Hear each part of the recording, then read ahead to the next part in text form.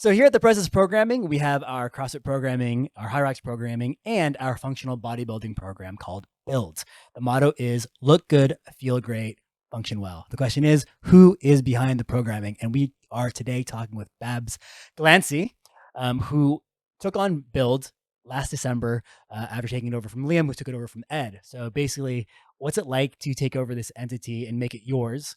We talked about the Build community event that we just wrapped up this last Saturday. It was her second iteration leading Builds.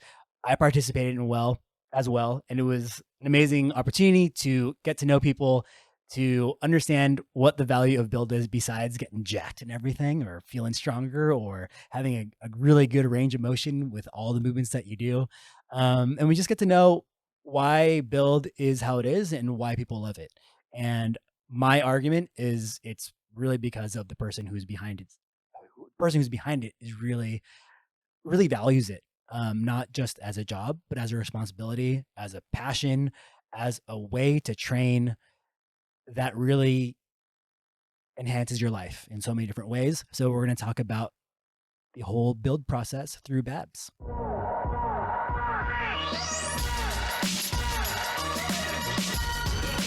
Welcome to the Process Podcast. I am talking with Babs Glancy. Babs Glancy. So could you introduce yourself a little more and talk us about what you do here with the Process Programming? And then I'll ask you another question after that. Absolutely. Hi, my name is Babs, and I have been working as part of the Coastal Fitness coaching team for about 12 years. Oh yeah, you're an OG. I'm an OG. And now I live in Bangkok. So my role for the Process Programming is all online now. I don't work here in person. I like to come and see everyone once in a while. But so online, I run the Build program and I run Gymless. Okay, so the master of ceremonies for Build as well as Gymless, part of our Process Programming family.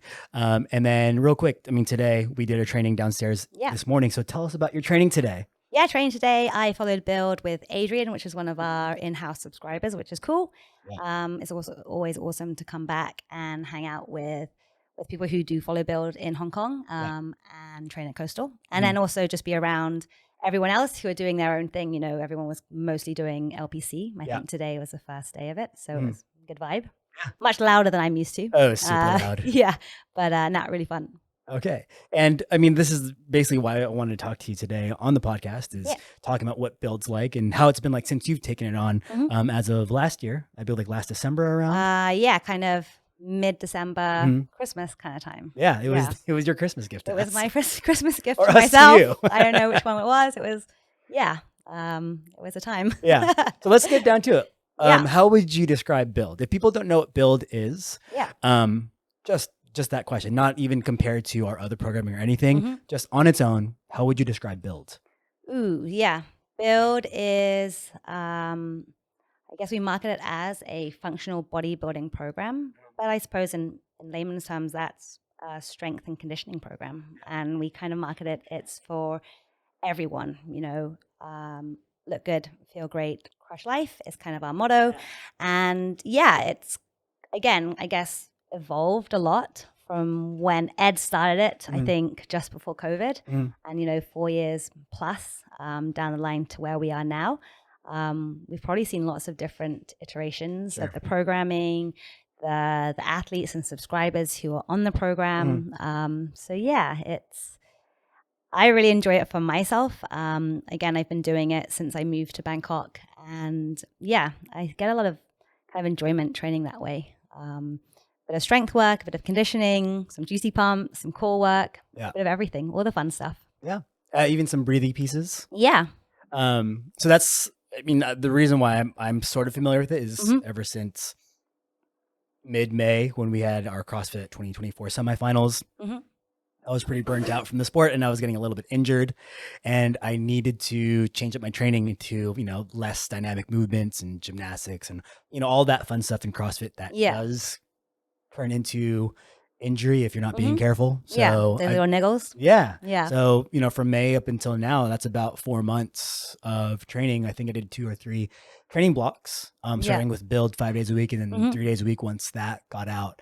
And it has been really, really fun in terms of the change in training that I've been doing, having more deliberate movement, tempos being key to everything. Yeah. You know, the style of training from upper and lower, or a hinge based day, or a squat based day, push and pull day, Yeah. just these kinds of things that I think the last time I did any type of bodybuilding when I was in high school, Mm. and our version of bodybuilding was like, I don't know, do like 200 reps of this one thing that has nothing to do with functionality or Yeah. anything other than trying to impress the ladies.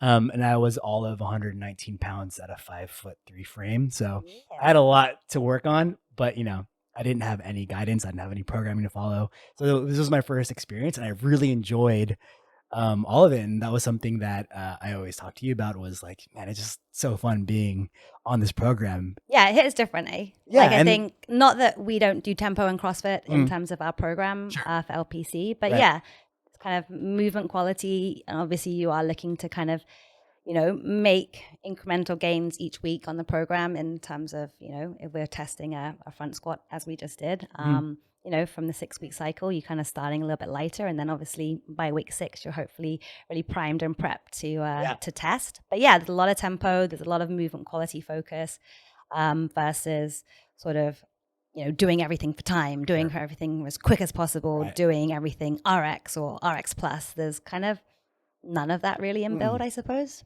Yeah, there's a lot of weight ranges for Yeah. different movement pieces. If you're doing a kettlebell swing, it's not like you have to do 32 kg if you're a guy. Like, there's a range. Yeah, You know? exactly. Like the suggested loads we try to give, any options, because again, we have people following in a CrossFit gym. We have people following in like a 24-hour fitness type facility, and kind of everything in between. So again, that's kind of something that I've learned through the past 9-10 months of doing this, that I guess sometimes it was a bit too many pieces of equipment, too many things that you're going back and forth, and just try to simplify it a lot more. So yeah, I think from where we started to where we are now, we're kind of really finding, well, I'm finding my feet with what the programming kind of looks like, I suppose. Sure. I wanted to quickly interrupt this episode with a quick shout out to our sponsors, Today Well Spent. I've been using this journal for 2 years, and it has made a massive impact on my physical, but mostly my mental well-being. It is a guided journal backed by neuro and behavioral science, which I actually didn't know at the time. It has questions for you to answer at the start of the day, at the end of the day, end of every week, end of every month, and it's brought so much self-awareness to me of the things that positively and negatively impact my life. So if you're someone who cares about your physical and your mental well-being, which I think you do because you listen to this podcast, then go and grab yourself a Today Well Spent. Use the discount code THEPROCESS, one word in capitals, to get your discount. Yeah. And like, I guess kind of going into, you know, taking on build, and at that time you were writing for Gymless, which kind of has some similarities, but you know, there are definitely differences, especially knowing that you have resources to work with when Yeah. you're on the build program. Before you took on build, what was your own training like before that? Was it very similar to build, or was it very different? Yeah, before I took on build, I was following build. So Liam and I, Liam was the head programmer, and I would kind of help him out, give my 2 cents with, you know, when he would send over some of the program, and kind of just give him a bit of feedback here and there and follow it, basically. That was what I love to do. I really enjoy it. And I'm really passionate about kind of training in that way. It really works for me. And that's what I was doing before taking it over. So yeah, I guess not much has changed, but a lot has changed. Yeah. Yeah. And that's, you know, part of our discussion too, is kind of how you made it your own. Mhm. And the reason why I would say at this point it's definitely your own is the build community event that we had just a couple of days ago. So Yeah. every few months, maybe once a quarter, we'll have a build community event. Can you just walk us through that event for you, like from your eyes? Describe the event and what did you think of it this time around? Yeah, so I think this was the 4th build training day that I have been a part of. I did 2 when Liam was kind of running it. And then this one we just had on Saturday was the first time, it's the second time that I'd run it. You know, and obviously living in Bangkok, you're kind of doing everything remotely, trying to, you know, drum up a bit of enthusiasm and excitement about an event that's going to be happening in Hong Kong. I fly back from Bangkok to run them in-house at Coastal Fitness. And yeah, the aim is, I suppose, and always has been, that we're really well aware that we're an online program, Mhm. you know, and most of the time you are doing your training on your own, Yeah. not with other people. And the interaction as a coach that I have with our subscribers, again, it's all kind of through WhatsApp, maybe a bit through Instagram, but all online. A lot of the people who are following, I haven't met. So, you know, it's kind of cool to be able to connect and get to know people via WhatsApp and being kind of behind a computer, I suppose. But we all know that hanging out together and being in person, it's just another level. Yeah, and Uh, that's something that I personally find surprising with the idea of Build being, as you say, a functional bodybuilding program. Yeah. The reason why I say that is I think my previous perspective of bodybuilding is something like someone in a gym with gigantic headphones in their head, Okay. looking Yeah. like they want zero interaction from anyone. Yeah. And if it's any interaction is like to ask if the machine is free. Hmm. And that in that sense, bodybuilding, however you want to call it, functional bodybuilding or straight up like competitive bodybuilding, Yeah. seems like a solitary activity. Kind of So activity. for Yeah. you, do you not see Build that way, or are you trying to use Build as a way to make it more interactive and more community driven? I suppose for myself, like I never came from like a bodybuilding background in terms of that's not how I kind of got into the gym and was training. Mhm. So for me, kind of being part of a community like Coastal Fitness, that was what I was doing when I lived here. I followed LPC. I joined in some of the classes when I could, joined in with team training when we had that. And I played team sports kind of growing up. So I think always having people around me made the things that I like to do that much more enjoyable, doing it together. So yeah, I mean, being able to host the Build training days, it's all about kind of training together, building connection, meeting people, reconnecting with people, and just hanging out and just having a great time, which we don't often get to do. Like you said, we sort of run them in a dream world, you know, every quarter, but this is only the second event we've run this year, and it's already nearly end of September now. So. Yeah, but I feel like just being there was such a worthwhile Oh, yeah, hour. absolutely. It was awesome. I had so much fun. Everyone brought so much energy and enthusiasm.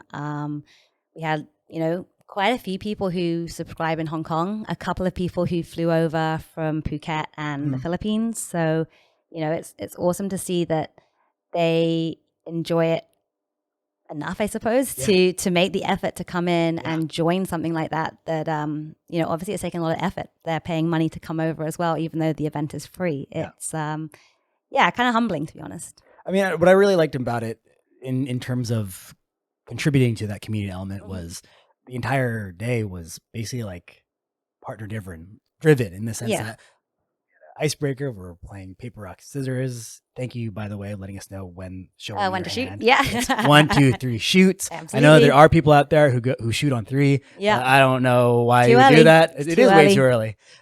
You know, winner does 5 air squats, loser does 3 up downs. Yeah. And then going into splitting the group in half, doing lunges and then, you know, shoulder presses and rows, and then going into those conditioning intervals. So from the get-go, from the first thing to the last thing, it was always about you're partnered up with someone and you're just communicating, and you're just kind of like you're always in this space where you got to think what the other person's doing, you know, either to coordinate or to share the same load or to change the weights for each other. Yeah. Were all these things deliberate decisions that you had in the planning of it?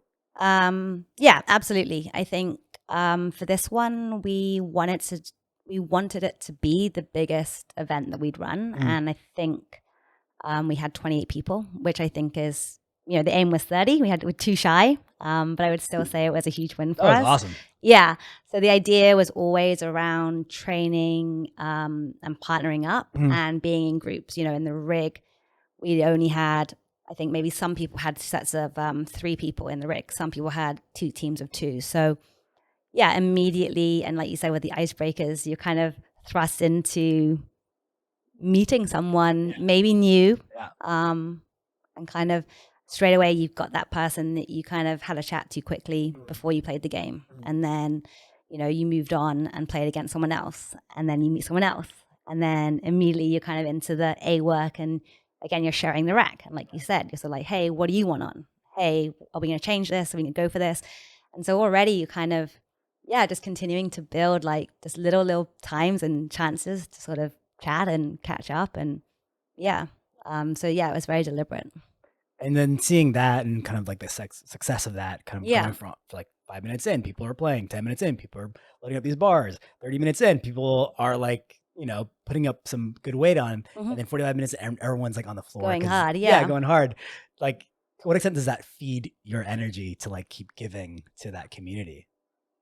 Yeah, I mean, when we get into the conditioning pieces, obviously we kind of had the music change a little bit, a little bit more hype, and everyone getting more into it, and just, you know, seeing people give their best effort, having fun, high-fiving, you know, like you said, on the floor at the end. It's a huge drive. And like, I guess it's never, oh, cool, pat on the back, done. It's kind of like, okay, well, what was successful about this iteration, and where can we go next time? How can we make it bigger? What can I improve on? You know, am I going to do it at Coastal next time? Or can we try and branch out and support or offer or give the opportunity for people who are, you know, somewhere else in the world to come and join?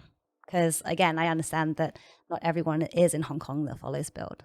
So where can we go from here? And it's always that striving to, I guess, try to connect more and more people together through Build. Yeah. So give me like your hottest take, like out of 10, how do you feel about your Build community day that just transpired?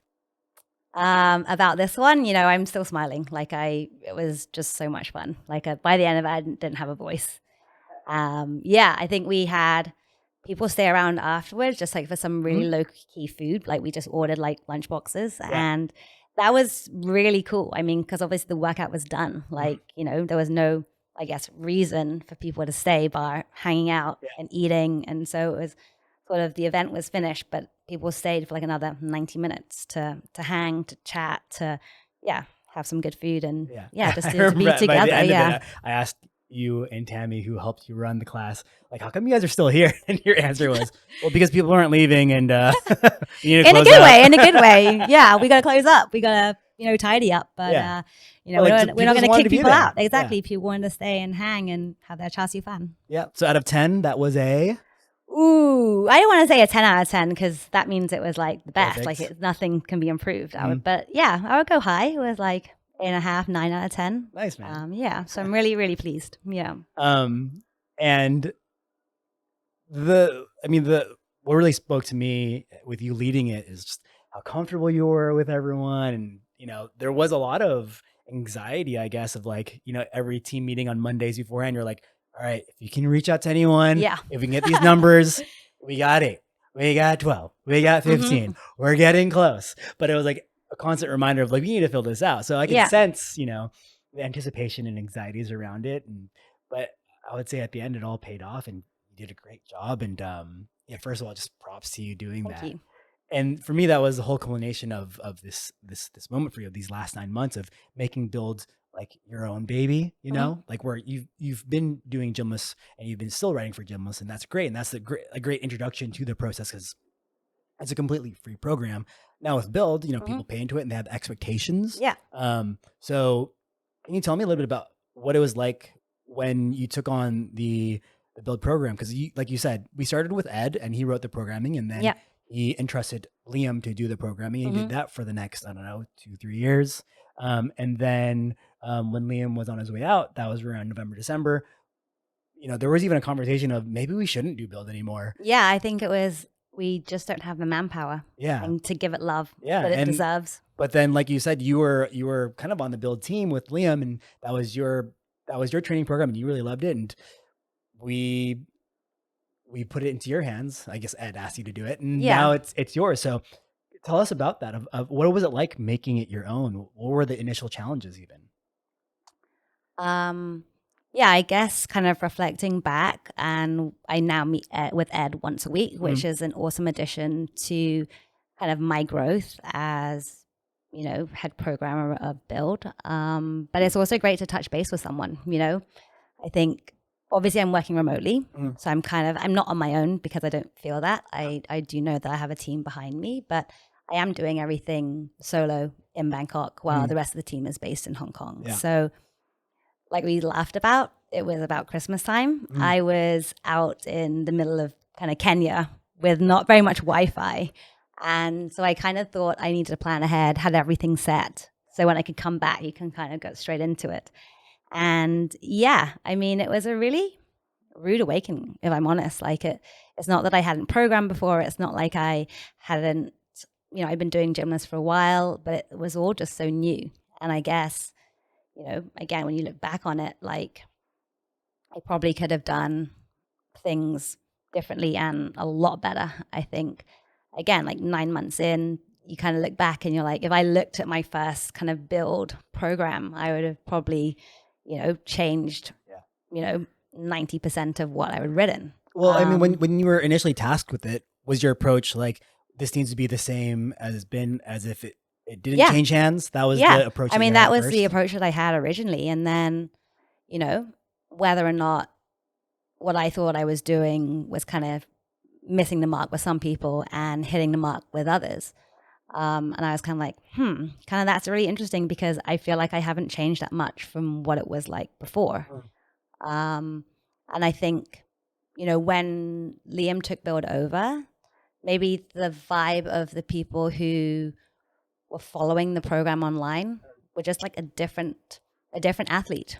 I think we had a lot of, ex-CrossFitters, maybe a bit like, myself, like I still love to do kind of Metcons and have that piece and those kind of parts to it. Yeah. I mean, like, didn't you do a CrossFit competition a couple months ago? Kind of, but that was very last minute. That wasn't something I was really planning on doing. It was kind of like, hey, you want to join? Cool. Okay, yeah, let's do it. You enjoyed it though. I did. It gave me a little bit of an itch, but I was like, actually, you know what? No.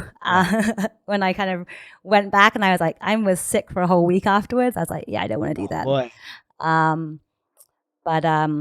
Yeah, I think the people who were those ex-CrossFitters, we kind of didn't have as many of them like on our program. So when you're kind of programming thrusters, toes to bar, all of these other kind of typical CrossFit movements, and it's not that we don't have them still, we do, but it's a little bit different, I suppose. And so I think it kind of, again, lost kind of, it wasn't really what people wanted or maybe expected from the program, because I think they were like, well, if I wanted CrossFit, then I would go to a CrossFit program. It's too similar to CrossFit. It's too similar to maybe things they wanted to get away from. And then I was in Ireland for I think about 3 weeks, whatever it was, and following it in a different type of facility. So I trained and work out of a CrossFit gym in Thailand. And so I had, unlimited access to any ergs I wanted, the space to kind of pull out like a rower, a bike, have a wall ball, have a box, have a dumbbell, and do these kind of complex pieces. Like you said, yeah, absolutely. And then as soon as I went to this kind of space, I think it was like, hey, the free weights are all the way down there. Yep. And then all the machines are over there. So I wanted to like superset anything. It was near to impossible. You're walking kind of, 30 meters to try and get to your stuff. But then someone had taken your stuff by the time you got back. So I think having that firsthand kind of experience it wasn't that I wasn't starting to change stuff when I'd heard feedback, but it was kind of like, oh, now having been in that space and like for me knowing how I could change stuff, I was actually like, oh, kind of bing, light bulbs going off and going, okay, I get it. Like, I mean, I'm hearing you say this because I am acutely aware of it myself. When I went to California for 3 weeks, I did a week of build programming in a LA Fitness, which is like your typical global gym in California. And I had the same situation. I think I remember there was one where there was a row and then some Russian swings and then ski erg and then something else, burpees maybe. I went from there, I put all my stuff next to the rower and I did my rowing and then I did the swings. I go to the ski erg, and then when the next time I go to the ski erg, someone's already on it. And it's the only ski erg. And it's like, what do I do? Like, do I stop the time? Should I run in place while I'm waiting? Like, Yeah. what's going on here? And then Jumping anytime, jacks. and Yeah. anytime there's like machine work, like you're doing hamstring stuff, and then you're doing a pull-up bar. Anytime you go from one place to the other, you're gonna wait at one. Yeah. So definitely, I sense that, and I've even seen like recently, there's been a change where if you have the time and space to superset this, go ahead. Yeah. Otherwise, let's separate it. So that would be a prime example Yeah. of that adjustment that you made. Yeah, absolutely. I think, with What Up, having those coaches notes kind of set the intention of the workout and give kind of a bit more information about the movement that you're about to do. But also it gives you, hey, if you don't have this, you can sub it for this. If you have the space to perform this, do this if you want to. So just trying to, I guess, be a bit more accommodating and giving people a few more options has been something that I've kind of tried to add in a lot more in more recent times in terms of the cycle releases that we've put out. Just trying to be, not cater for absolutely everyone, because I think you'd be there reading, scrolling notes for ages that no one wants to do. But at least offer some options, because again, not everyone has a huge amount of experience in the gym. And while I might think it's simple to change X for X, it's not as straightforward as that. So trying to, help a bit more. And like with that in mind, looking at the programming now, when you go through, your Monday through Saturday plans, I would say at this point, like I said, this is yours.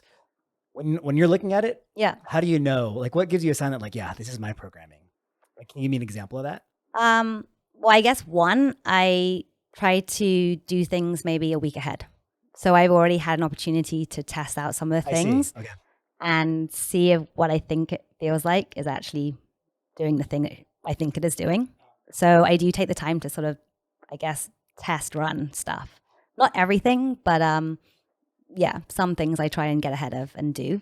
And then in terms of, like you said, that you kind of form the skeleton of the program and the things that I want to have in terms of the testing priorities, maybe some of the structural balance stuff and that, like I feel like I've kind of made it my own in that sense of, again, not kind of doing fancy stuff for the sake of fancy stuff, because that's not always kind of effective. What does that mean to you? Because I have a sense of understanding what you mean by that, but can you define that? Yeah, we like to put in like dumbbell complexes or barbell complexes, but then if you're kind of doing hey, we're going to go into a Russian swing, into a reverse lunge, into like a Turkish get up, into a strict press.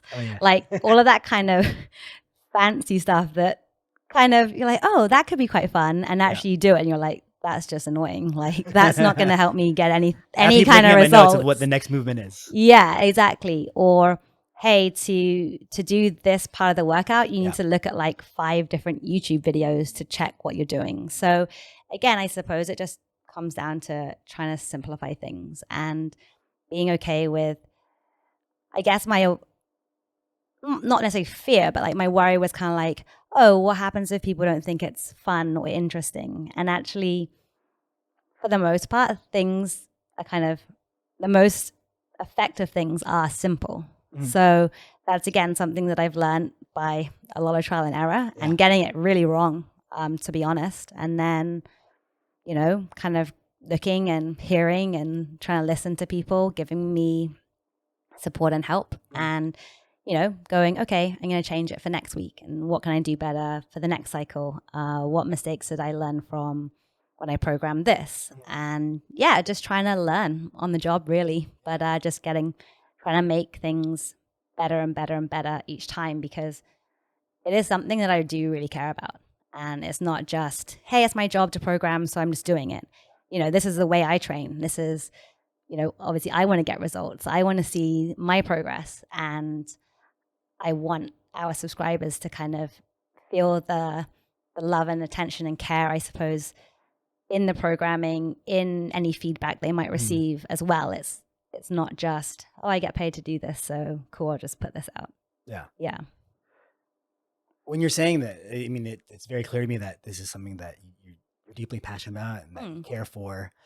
And I'm guessing that extends to how you value the community. Yeah, I mean, when I think it was like a board meeting that we had, and it was like, hey, build probably isn't going to happen anymore. Like, that was like a very split, like, I'll put my hand up and say like, hey, just give me like a second to think about it. But I think this is something I want to do and take on, selfishly for me as well. But also I've seen the community that we have on What Up, that I see send me or sent us when it was Liam and I, feedback and messages and all of this incredible stuff, which is, when I thought about it not being part of the process programming in terms of not having a build program, it was kind of like, okay, well, what are these people going to do? And I know there's so many programs out there, but I want to be able to try and keep the community together, keep on growing it, and keep on spreading the message about what we're doing. Well, now that we're spreading the message through this podcast, Yeah. you tell us right now, like, who is Build for? And, if you're going to say everyone, and that's a fine response. Yeah. How is it for everyone? Yeah, I suppose that is kind of a wishy-washy, like, oh, it's for everybody. There aren't prerequisites like some, other programs or CrossFit programs you might see out there. LPC has prerequisites for each level. Exactly. So I guess there's a lower barrier to entry. I guess for the build training day, like I said, it's free. So we want to try to give, I guess, everyone the opportunity, if they want to give it a go, to be able to have access to it. Yeah. We don't want to, price people out. We don't want to, if you have this, this, and this, you can't join, kind of thing. So in that sense, I think we are trying to cater for a really big group of people, anyone who wants to, start their fitness journey with us. Or, I used to play a really high level of hockey, and then I went into CrossFit, and then I just stopped playing hockey. It wasn't for me anymore, and CrossFit also wasn't really for me anymore. In some ways, I kind of like missed some of the stuff, and other stuff I absolutely don't want to do. Yeah. Or is the stuff that you miss and that you like to do part of the programming? Yeah. I mean, to be honest, I don't feel like I miss too much now. I follow Build. There's not a whole deal that I kind of look across when people in the gym are doing LPC. Yeah. That I'm like, ooh, I really want to do that. like this morning, for example. Yeah, like those bike sprints. No, thank you. No. I agree with you on that. Yeah, so I do think in the sense of, you could be a current athlete, which is why we did the 3 times a week program. You could be someone who played your sport at a really high level, and you're looking for something to be part of, to do structurally in terms of it's a structured program. You don't want to just go to the gym and kind of think about what you have to do and make up your own stuff. It's for, I have a lot of teachers who are following the program. I have moms who are following the program. And then a bit like yourself, it's like, hey, this is kind of my stopgap at the moment because I want to take a break from whatever it is that I'm taking a break from. So having people who are, a bit burnt out, or they've kind of lost their kind of motivation or enjoyment of training, and using Build to find their love for moving again. Like, that's so rewarding. And, whether or not they stay with us for 5 months, 2 years, or, a really long time because actually they found their thing. Like, we're here for all of those people. Nice. Yeah. Well, I mean, I would say that's as good of a pitch as any to join Build. And we'll put in the show notes where you can do a free trial program. To end, though, I have a few lightning round questions. So these need to be short answers, and there's no depends, right? You can't say that. All right. First question. You ready? Maybe. Movement you'd always have in your training. Oh, you know what I'm going to say. Well, you go ahead and say it yourself. Oh, in my training. In your training. I love a burpee, but I know not everyone does. But I also love doing pull-ups. Okay. I knew you were going to say burpees. So my next question is, if burpees were outlawed, what would you replace it with? Ooh, a dumbbell snatch. Okay. Movement you would always forget to do. Forget to do or not like to do? Yeah, that'd be why. Ooh. Oh, sorry. I just don't have enough time for it. Barbell squat. Barbell squat. Would you wear a pump cover or a muscle tee? What's a pump cover? This is what you're wearing right now. This? Yeah, it's basically, you're either you're going to show something that shows your muscle or something that hides it. Bangkok is really hot, so I generally wear a vest or like a tank or something, but Okay. it's not really tight. Somewhere in the middle. Somewhere in the middle. Cut the sleeves off this. Would you rather have a top tier, like stage, like level upper body or lower body? Upper body. Upper body. Okay. Yeah. You're a little bit on the fence, but you're I committing am. to upper Because body. I'm like, well, if I sit down, everyone's going to be like, yeah, I can see that. And they don't see your legs. I see. Okay. Yeah. Upper body. I got Yeah. it. And ideal training music? I'm going to say like 90s or 2000s. Kind of boy bandy type, cheesy stuff. Okay. I like cheesy. I have like a really eclectic mix. I actually don't really care what's on. Like, it's fine. I'll just Even train to it. silence? Even silence. Yeah. I can go with that. Ideal RIR. Reps in reserve. Ooh, programmed RIR is like 2, but my actual RIR is probably 10. Wow. Okay. Yeah. Warm-up sets all day. All day. Well, no, last set is hard, but feels hard. Okay. Yeah. In reality, right now, Yeah. what is your ideal flexing muscle? If you had to flex a muscle to prove your strength or your jackedness, Oh, what yeah. muscle would you flex? I have pretty big tibialis anteriors. These tibs Hard flex. kick ass. Hard flex. I'm pretty sure that was the last thing I would have expected. Is flexing your tibs. That's basically your shin muscle. So Yeah. right there. Okay, I'll have to peep next time. Okay. Bab, has been a pleasure. Thank you so much for talking about builds. Thank you so much for taking on builds.